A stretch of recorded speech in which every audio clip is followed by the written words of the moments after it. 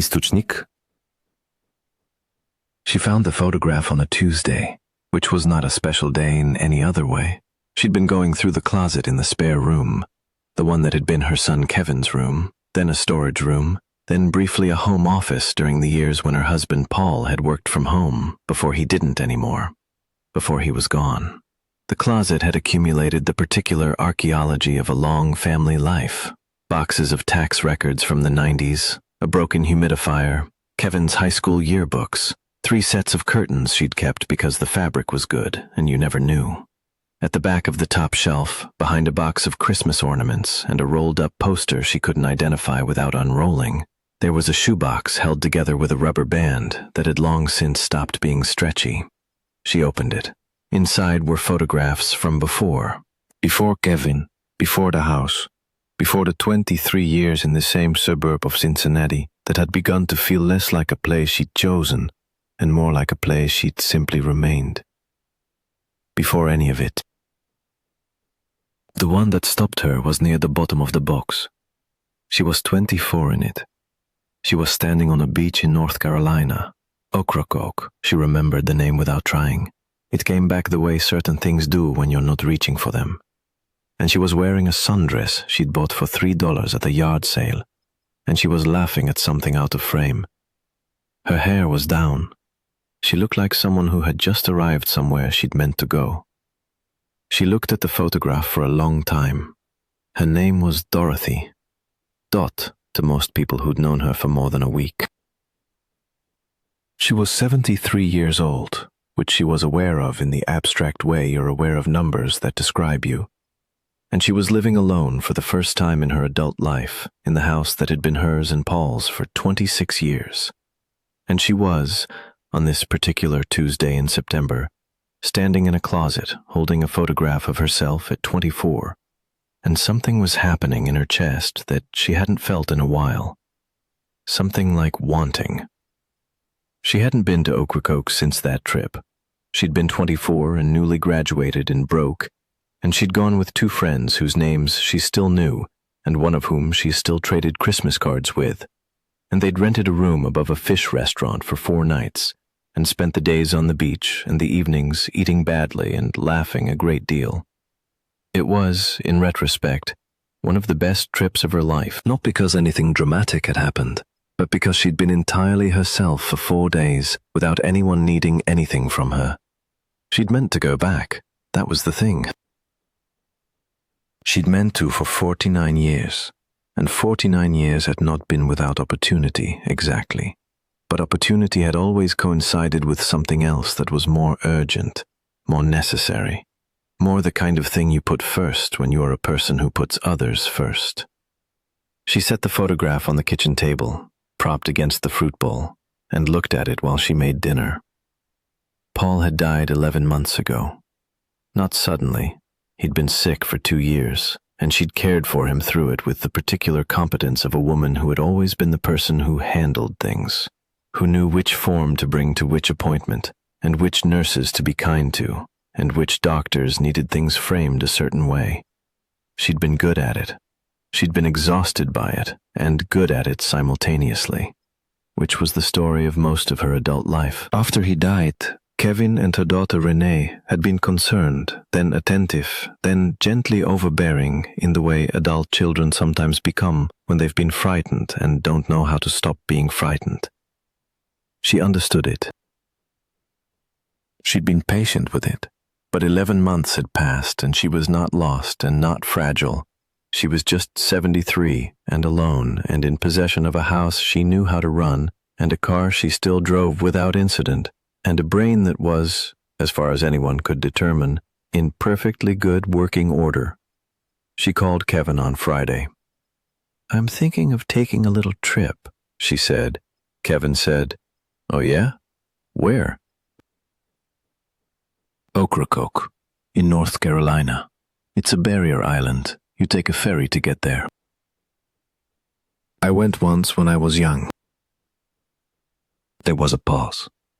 "Mom," Kevin said, that's pretty far. That's gotta be what, 10 hours?" "About that." "By yourself?" Yes. Another pause, longer this time. I don't know if that's... He stopped. I mean, are you sure that's a good idea? The driving alone, the ferry, and what if something... Kevin? I'm just saying, it's a long way. I drove to your sister's house in Louisville last spring. That's 4 hours. That's different. She didn't ask how it was different, because she knew how it was different. Louisville was a place he knew, a distance he'd assessed, a destination that contained his sister, who could manage any emergency. Ocracoke was the unknown quantity, which was, she did not say aloud, rather the point. She called Renee on Saturday. Renee's first response was, "That sounds really lovely, Mom." Her second response, approximately 90 seconds later, was, "But are you sure you don't want someone to come with you? I could maybe look at flights." I want to go alone. I just think it might be more fun with company. Renee, I want to go alone. Boss, is everything okay? Everything is fine. I want to take a trip to a place I loved when I was young, and I want to go by myself. That's the whole of it. She could hear Renee processing this, the specific quality of the silence that meant her daughter was deciding whether this was an understandable desire or a symptom of something. Just call me when you get there, Renee said finally. I will. And if the ferry is confusing, look it up in advance. There are sometimes reservations. I've already looked it up. She had. She'd spent 2 evenings on the computer looking at the ferry schedules and the lodging options. It was the off-season, which meant things were quieter and cheaper, which suited her. And she'd found a small inn that had a room available for 4 nights, and she'd booked it with her credit card and sat back and looked at the confirmation email for a moment with a feeling she hadn't felt in a long time. She'd felt it in the photograph, the girl in the sundress. It wasn't nostalgia, exactly. It was more like recognition. Kevin called again on Sunday. He'd done some research, apparently, or Renee had, or they'd compared notes in the way siblings do when they've determined that a parent requires coordinated management. So Renee and I were talking, he said, and we think it might make more sense to plan something for the spring. We could all go together, rent somewhere bigger, make it a real thing. Dorothy was quiet for a moment. Kevin, she said, it would just be... Kevin, she kept her voice even, not cold. She loved her son. She was aware of where this was coming from. She had no interest in being cruel to him. I'm going in 2 weeks. It's already booked. Silence. You already booked it? Yes. You didn't mention you were going to actually book something. I mentioned I was thinking about a trip. And then I thought about it, and I booked it. She paused. I'm 73, sweetheart, not 17. I don't need to check with you before I make a hotel reservation. Kevin made a sound that was not quite a sigh. I know that. I just worry. I know you do. That's because you love me, and I'm glad you do. She was folding laundry while she talked, because she was always doing something while she talked.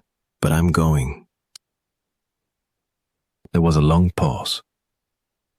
Okay, Kevin said. He sounded like he was still working out whether okay was what he meant. Just drive safe, and call when you get to the ferry.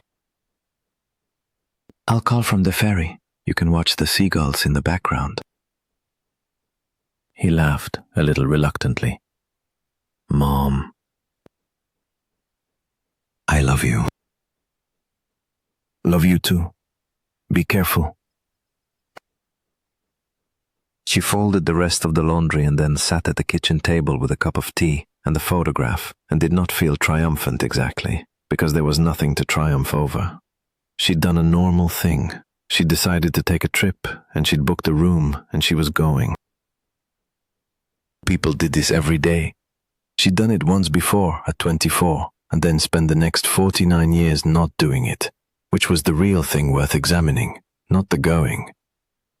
If you've ever been told, gently, kindly, by someone who loves you, that what you want is impractical, that the timing's not right, that there are better ways, you know the particular weight of that. Stay with this one, and subscribe if this is where you come for stories like it. She left on a Thursday morning, early, before the traffic got complicated. She'd packed lightly, which she was good at. Years of packing for family vacations that required provisioning and expedition had made her precise about what actually needed to come. A small bag, good walking shoes, a jacket for the evenings, which would be cool this time of year. The photograph, which she'd wrapped in a piece of tissue paper and tucked in the side pocket of the bag, without fully explaining to herself why. The drive was long. She'd known it would be long, and she was prepared for it. She'd made a playlist on her phone, which Kevin had helped her set up 6 months ago, with the patient attention of a man who explains technology to his mother, slightly more loudly than necessary. She listened to music she'd liked at various decades of her life, which turned out to be a strange kind of company. She stopped twice, once for gas, once for coffee and to stretch, and both times she was aware of being a woman traveling alone, which felt unremarkable, which was its own form of small satisfaction. She arrived at the ferry terminal in the late afternoon. There were a handful of other cars in line, and she pulled in behind a truck and turned off the engine and sat there for a moment. The sound of it came in through the cracked window. Salt air, the particular sound of water moving at some distance, the mechanical groan of the ferry itself. She hadn't heard that in 49 years, and it arrived with the specific weight of something your body remembers before your mind does. She called Kevin from the car, as promised, and held the phone up toward the window so he could see the seagulls, which were present and unimpressed. He said, Okay, that does look nice." She could hear Renee's voice somewhere behind him. She texted Renee a picture of the view. Renee sent back a heart and then, "Call me when you're settled in." Dorothy smiled at her phone and put it in her purse. The ferry crossing was 20 minutes. She got out of the car and stood at the railing because you don't come this far and sit in your car for the crossing. The water was gray-green in the evening light, and the island was visible ahead, and there were 2 other people at the railing, a young couple who were taking photographs of each other, and a man about her age who was looking at the water with a companionable quiet that required nothing of her. She looked at the water. She'd spent a great deal of time over the past 49 years looking at things from cars, from the sidelines of various events, from the vantage point of a person managing rather than experiencing. The ferry railing was a small thing, but it was hers. She was standing here because she had decided to stand here, had driven 10 hours to stand here, and nobody was waiting for her to get back in the car and see to something else. The inn was small and slightly worn and entirely adequate. Her room had a window that looked sideways toward the water if you sat in the right chair. The woman at the desk was friendly without being intrusive, which was the best kind of friendly. She showed Dorothy where breakfast would be and said the best crab in town was at a place 2 blocks down, her personal opinion, and Dorothy thanked her and meant it. She had dinner alone at the restaurant 2 blocks down. She had the crab, which was very good. She had a glass of wine. She read the book she'd brought, which she'd been meaning to read for 3 months and hadn't found the time for, which she understood now was less about time and more about permission. She gave herself permission. The first full day she walked. The island was small and the paths were flat, and she walked in the morning along the beach, her shoes off and her feet in the sand, which was cold this time of year, but that was fine. That was the actual ocean. It wasn't required to be warm. She walked until she found a stretch that was quiet and sat down on a piece of driftwood and looked at the Atlantic Ocean for a while without needing to be anywhere else. She thought about Paul.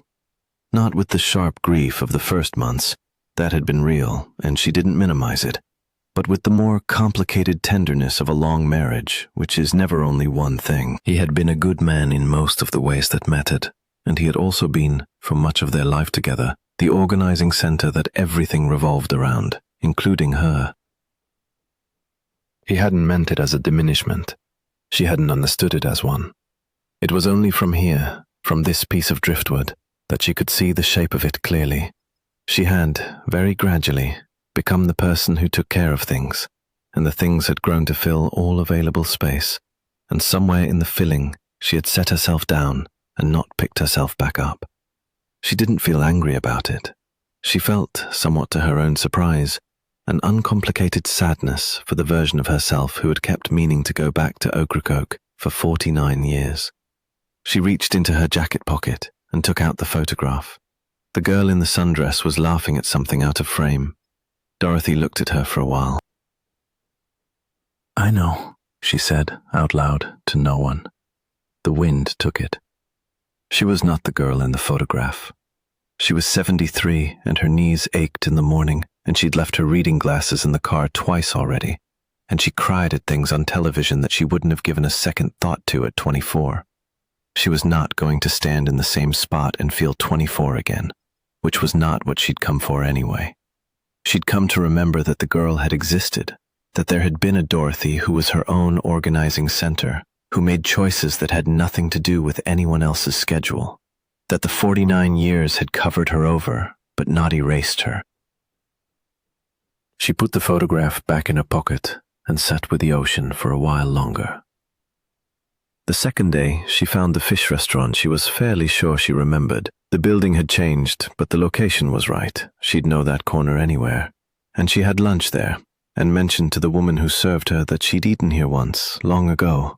And the woman said they'd been in the family for 3 generations, and seemed pleased about it. And Dot said it was very good, and meant it. She called Renee in the afternoon, sitting in the chair in her room by the sideways water view window. "How is it?" Renee asked. "Good. Really good." "What did you do today?" "At lunch at the place I remembered. Walked on the beach this morning." She paused, sat and looked at the water for a while. "That sounds nice," Renee said, and this time it sounded like she meant it. "It is nice." Dot looked out the window. "I should have done this years ago." Renee was quiet for a moment. "Why didn't you?" "Because I thought I was waiting for the right time." She thought about how to explain the rest of it, and decided that some things didn't require the full explanation right now, that there would be time for the fuller version later, when she was home and they were sitting in the same room. The right time turned out to be now. "Well," Renee said, "I'm glad you went." A pause. "I'm sorry we were weird about it." "You were worried. That's different." "We were patronizing," Renee said. She had the directness of a person who held herself to account, which Dot had always admired in her. "We treated you like you'd suggested something dangerous. You wanted to take a trip. You thought you were protecting me." "Maybe, but you didn't need protecting." "No," Dot agreed. "I didn't." She spent the third day more slowly. It had rained overnight and the morning was soft and grey, and she ate breakfast at the inn, which was good, and then walked into town without a particular destination, and browsed 2 small shops, one with local art, one with the kind of coastal kitsch that was cheerful and unashamed about it, exactly what it was. She bought a small watercolor print from the art shop because she liked the colors and she wanted something new for the house that was not inherited and not practical, and not a gift from someone else, but just a thing she'd looked at and wanted.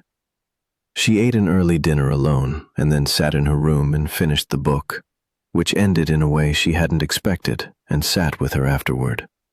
Before she turned out the light, she took out the photograph one more time. She propped it on the bedside table and looked at it for a while in the lamplight. She didn't feel 24.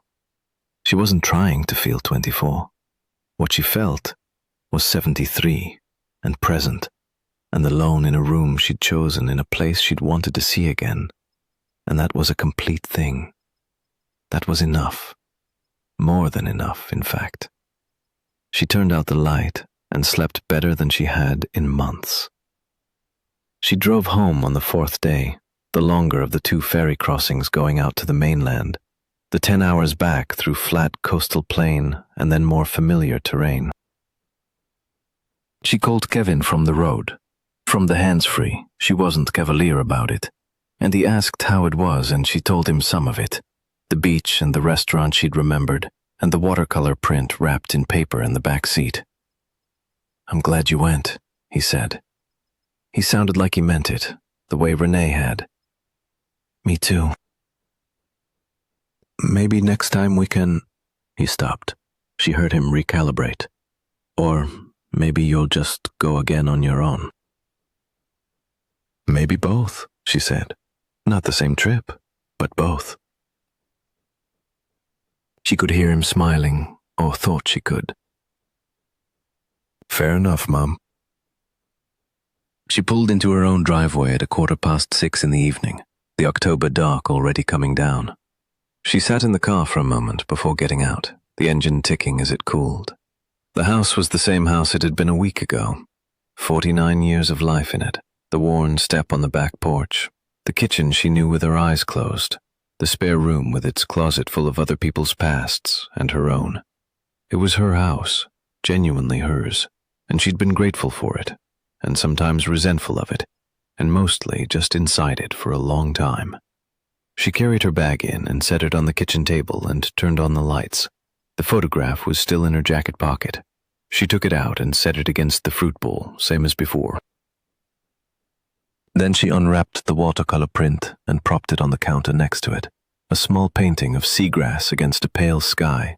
Nothing dramatic, just a thing she'd looked at and liked.